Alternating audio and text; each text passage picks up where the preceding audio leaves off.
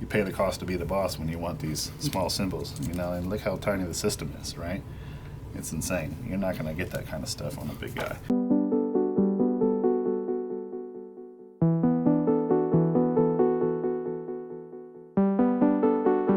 This is the MSI GS65 Stealth 8SG, and what we're going to do today is some basic upgrades. We're at least going to show you how to install an M.2 NVMe, change out your Wi-Fi adapter, as well as some memory. So let's get going. If you look at this thing is nice. It's got the beveled edges and all that stuff. Obviously flip it over. You're going to have to take the bottom off. And what we're going to use for this job here, just got a basic little Phillips head screwdriver, plastic spudger, guitar pick. Weedle weedle. Weedle weedle. Yes, exactly. Luckily, again, MSI uses all the same size screws on the bottom, so you just have to make sure you get them all out. It's going to be fairly simple. 1, 2, 3, 4, 5, 6, 7, 8, 9, 10, 11, 12, 13, 14, and that's it. Yeah? Did I miss that guy? Who knows? It's there, though. We're going to take it out. And I must say, MSI is the best for using all the same screw sizes.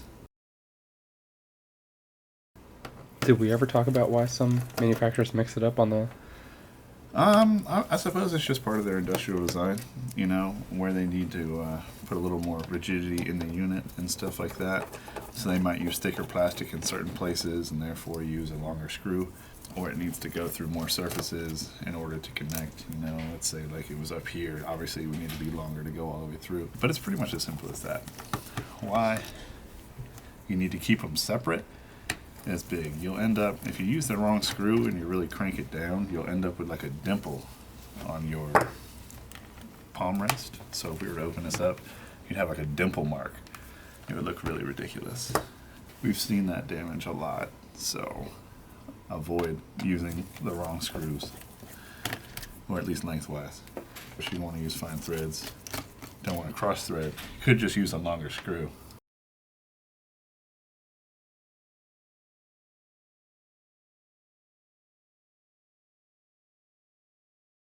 It does have this like factory seal business. Feel free to pop that. You can work on your own stuff. It doesn't actually void your warranty or anything like that.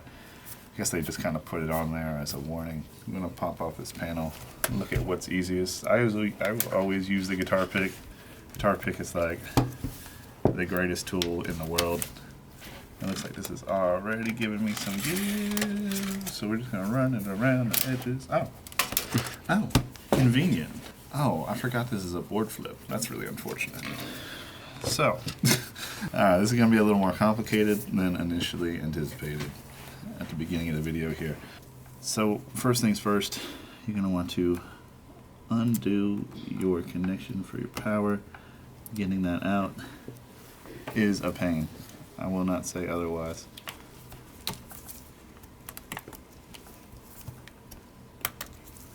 There you have it. And then we're going to start with all these little connections over here. There are a bunch of them.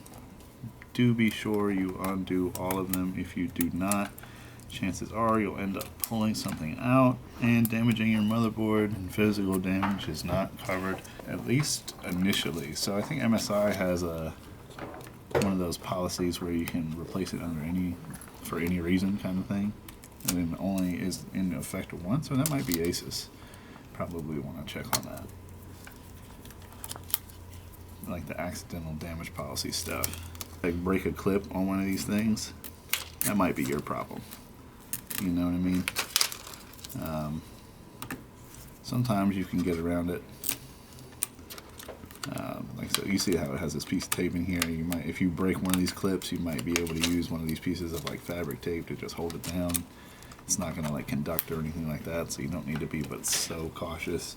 For now, we're going to go ahead and unplug these connections over here. I'm going to take off this little piece of tape. It's just in the way. I want to stick it to the battery so we don't lose it. And we're just going to pop these connections off. These are your Wi-Fi antenna connections. For those who are new to the channel, they're a pain. I'm going to take this screw. This is just going to pop up ever so slightly. You don't want to wiggle this one out. Since it is a board flip, really if it was going to pop up, it would go the other direction ever so slightly. Not in this case. You're just going to have to wiggle it out. You have the speaker connection over here. Got one more up at the top. And after you're done with the Wi-Fi connection, you're going to move on, unplug your speakers here. And you've got this giant monitor connection up here.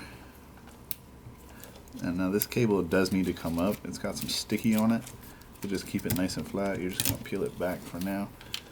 It is connected to like these fans here, which comes up all together with the board. And you get this last connection up here at the top.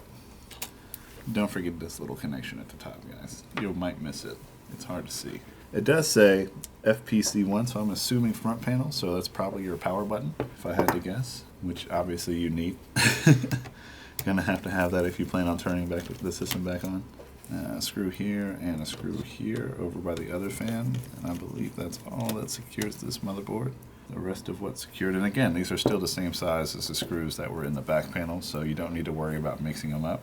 The only screw that's different was the screw that came out of the Wi-Fi, and it's a silver screw as opposed to black, so it's going to be pretty simple. When you get to this point, you're going to take the board out. Look at the side over here, you'll see how it has these audio connections. They tend to stick out more. So what we're going to do is start from the other side. Just get a little grip on the board here. You might need to free up your USB points a little bit. Give them a little love, and there we go. And then slide it towards you. Did I miss something? I see something attached. Yeah, so that's what's going on. So if you look at this here, these Wi-Fi cables actually run through the board. That's a real pain. Why would they do that? You got me. I guess that's just how it worked out for them. Have to pull up back this shielding here. You'll be good to go. And we'll flip over this board. I'm going to do it on the surface. Make sure you don't move it around too much. You might scratch a trace or something like that. Memory, 2 slots. You've got 2 NVMe capable slots here, and that's pretty much it outside of the Wi-Fi, which we talked about earlier. That's all we're actually going to upgrade on this system. And then if you look up here, you'll see how this is kind of like a shared heatsink between the CPU and the GPU. You can tell this is the GPU because it has all this extra cooling around here. This is for like memory chips and all that stuff that's connected to the GPU. That's how you can always tell the GPU side apart. It's going to be the much larger set of heat pipes and exchangers and all that business. Pretty simple, and very much so across all laptops it will be that way. It's pretty much always going to be the higher power component. The GPU will be. So you need more cooling. You can also see it has 2 fans over here on this side. They're doing crazy stuff nowadays, man. Like absolutely crazy stuff. This new Max-Q spec makes things so light and thin, and you get decent gaming performance out of it. You can see later, I'm sure, in some of our performance comparison videos where this system is going to fall in the rankings, but it's a pretty impressive little guy. Obviously it's expensive, you know, you're paying for the form factor, but totally worth it if you need that kind of portability on the go and you want a game. We're going to move on to the memory now. This is again simple. It's going to be like memory in any other system. Just going to pull these little metal tabs. You see these little metal tabs? They just push out to the side ever so. And that's going to release the stick of memory. And it's going to pop up at that 30-degree angle. Seen that? It's going to automatically do that. When you do put it back in, you want to make sure that both sides clip. It's very important. If they don't, it's not seated properly. It's super simple. It's going to pop up at that 30. You just pull it right out. When you want to put a new stick in, you put it back in at that same angle, at 30 degree, and then you just press it down until it clips into place. It's going to be the same for either stick of memory. So what we actually discovered when we were doing some initial performance testing is that a lot of these units were shipping with only a single stick installed of memory, right? And what that does is that puts you in single channel mode, which means you don't have nearly as much memory bandwidth, right? So when you populate both sticks, that enables what they call dual channel, and you can kind of think about that as like a RAID 0 for memory if you're familiar with how RAID 0 works. But essentially all it does with dual channel mode is it's going to let the CPU access both sticks at the same time and essentially double your memory throughput. And that's going to be a big deal in games that are like CPU heavy. And what we were seeing is that we actually gained 30, potentially even 40 frames a second in some games that were CPU intensive just from going from 1 stick of memory to 2, enabling dual channel. It was actually like kind of mind-blowing discovery to figure that somebody, you know, there's huge manufacturers are shipping these units with a single stick. You can actually see it on YouTube now, and there's a lot of videos going around about performance deficiencies with RTX laptops and stuff like that and how to fix it, and this is one of the big ones. just essentially installing 2 sticks of memory. So let's say you had 16 gigs of RAM. A lot of manufacturers are shipping it with 1 stick, right? It's more cost effective to ship with 1 stick. Unfortunately, that kind of nerfs the performance quite a bit. So what you're going to want to do, if you still want 16, or let's say you want to upgrade, you already have 16, you're going to want to look at the manufacturer of this stick, and you're going to want to try and find as close as possible when you're buying a replacement. Preferably, you get the exact same stick and you just kind of like resell this on eBay. You just get a pack of 2. No memory manufacturer is actually going to warranty any issues when you're not using memory from the same kit. That's very important to note. So if you're running into issues, the memory manufacturer is not going to support you. Moving on from that, we're going to look at the NVMe now. This is a very simple process we've shown in many laptops. It's going to be the same in this one. Again, you're just going to want to remove this screw here. Apparently, the bit I'm using is not quite the right size, but it works. It comes out just fine. Again, this is going to pop up ever so slightly. I believe this has a pad under it, a thermal pad. Yeah, it does. So it might feel like it doesn't have a lot of give to it, but just give it a little tug. It'll come up to about that 30 to 45 degree angle, just like the memory. And you're just going to pull it right out of the slot. And as you can see here, the reason why it was kind of sticky is this thermal pad that's on the bottom. You're really going to want to have a thermal pad on a lot of these. It's going to keep them nice and cool. Some of these NVMe drives tend to run really hot. And if you look where they put the thermal pad, it's because the controller is right here. And that's what's going to get the hottest on any of these things. And we've seen that these thermal pads can make a huge difference. I mean, we're talking 30 and 40 Celsius at some times. And you're thinking to yourself, oh, well, there's no heat sink that it's interfacing with. It still makes a difference. I promise you. It's a big deal. And you're going to see that it actually is going to help your performance, especially if you're doing large transfers back and forth. The hotter it gets, the more it slows down, right? And that's nobody wants that. You didn't buy an NVMe to have it go slow, right? That's crazy. Very simple process. Again, as you saw, you just put it back in at that 30, 45 degree angle, tap it down, secure it with a screw. We're going to flip this thing back over and get it reinstalled. You're going to watch me struggle with putting these cables back in. It's going to be awful. This laptop even have a space for an HDD? This laptop has no expansion for a 2.5-inch drive. So if you want to do an expansion, you would have to get a second drive. Now this is going to support SSDs like normal SATA drives and NVMe drives. So what you could do here is, if you want to save a little money, you could go with just a SATA capable M.2, which is going to be a bit cheaper than the NVMe. I think the prices right now are getting a little more competitive, where maybe it might make sense to go with the performance option. But anyway, I think you can pick up like a terabyte or a 2 terabyte M.2 that's just SATA, and they're fairly cheap. I want to say I was looking over the weekend and I saw one that was like $95 for a terabyte, which is crazy cheap compared to what they used to be. Obviously, much more expensive still than traditional media, but you pay the cost to be the boss when you want these small symbols, you know, and look how tiny the system is, right? It's insane. You're not going to get that kind of stuff on a big guy. What we're going to do here is feed these cables back through first. I'm going to feed them through this little hole here by the fans. And you can see it actually has this little notch here that it intends you to kind of run these cables into. And just kind of get those in there for now. Pull them through. Make sure you get these audio ports seated first. That's going to be very important. And once the audio ports are seated, make sure you get all your cables that you need to connect out of the way. This is probably the most annoying part. Were we successful? Kinda, sorta. We pretty much nailed it here. Got it back in. Just gonna free up these cables a little bit, make them easier to get to. Good there, and good here. Okay. Make sure it's fully seated. Make sure, essentially all you need to do is make sure your USB ports are lined up on the side. That's how you know it's fully seated and you're ready to go. When they're manufacturing these originally, do they have to do this by hand, this step here that you're doing? Does each unit have to go through this process? Or can they automate that a little bit? So from what I've seen from most manufacturing, I've toured a couple facilities and whatnot, and generally speaking, yeah, this part is all kind of done by hand. You can't really imagine creating a robot capable of doing all these little intricate things and plugging up these tiny little cables and all that stuff, right? And for now, since we have this peeled back, what we're going to do is handle all the connections on this side. So we're going to put back the monitor connection first here for that beautiful 144 Hertz display. 15-inch model. It's awesome. I kind of want one myself. I think we said that last time you were looking at the Dude, GS65. True today.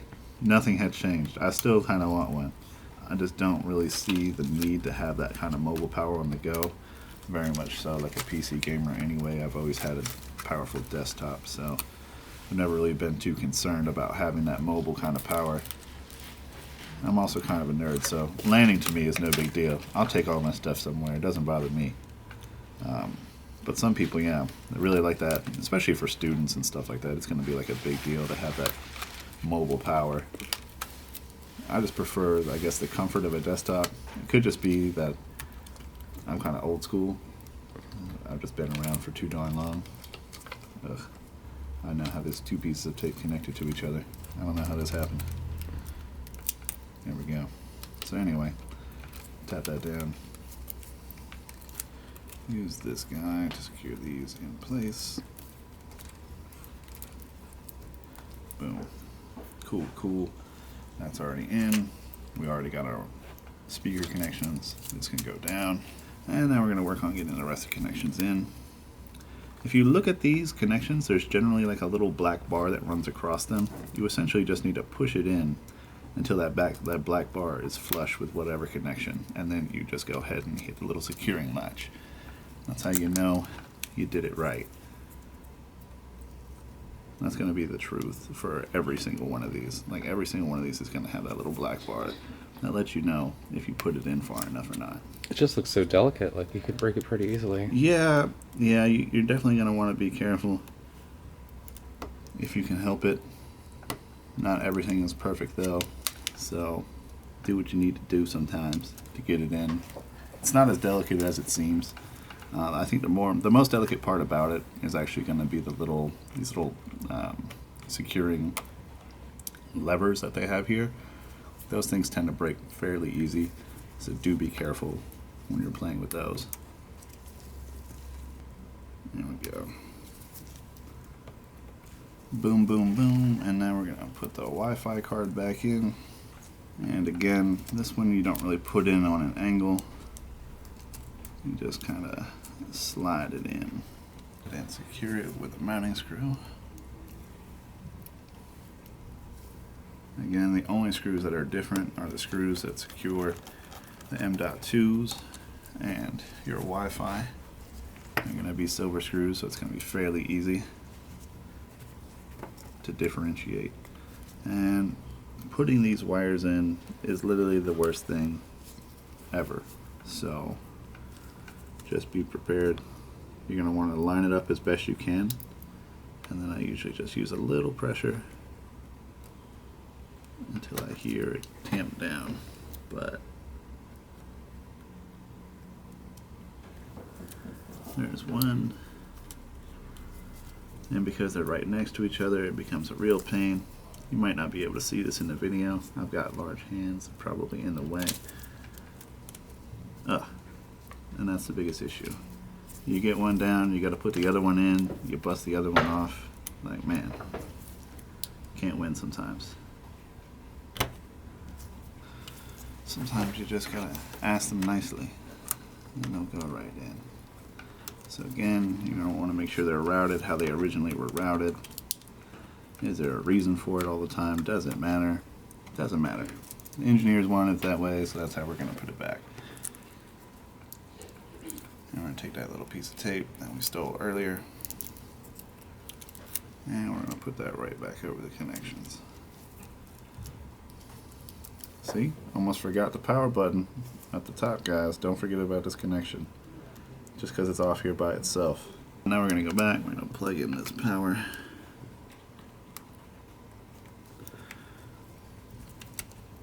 This little block here is in my way.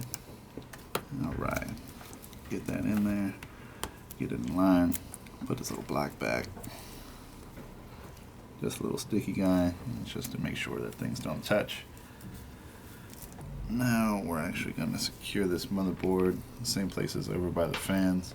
You can actually tell, so if you look at these little like copper rings around here, the ones that you need to secure are actually very thin by comparison. The other ones are all going to be secured by screws that go through the back panel. Nope.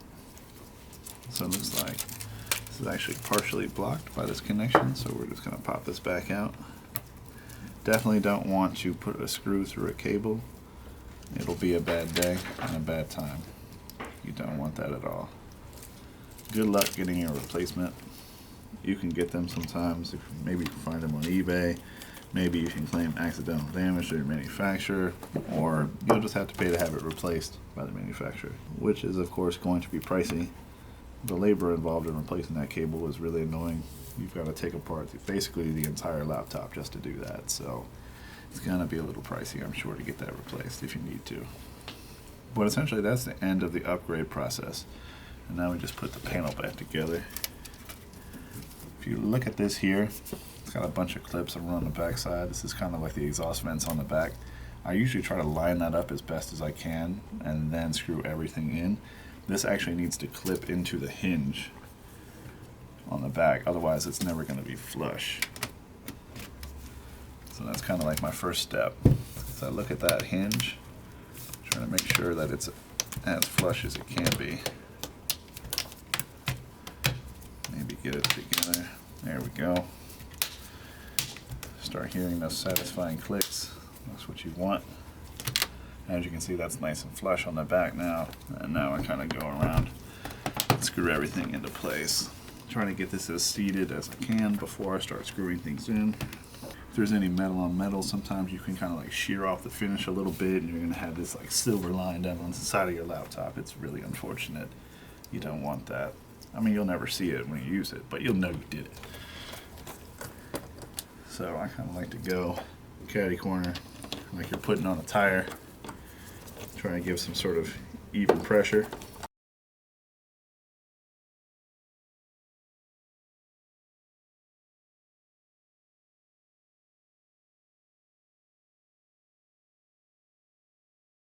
Just keep going until you're out of screws. If you have screws left over when you're done, you're gonna have to take everything back apart and figure out. Boom. Ha. And that's it.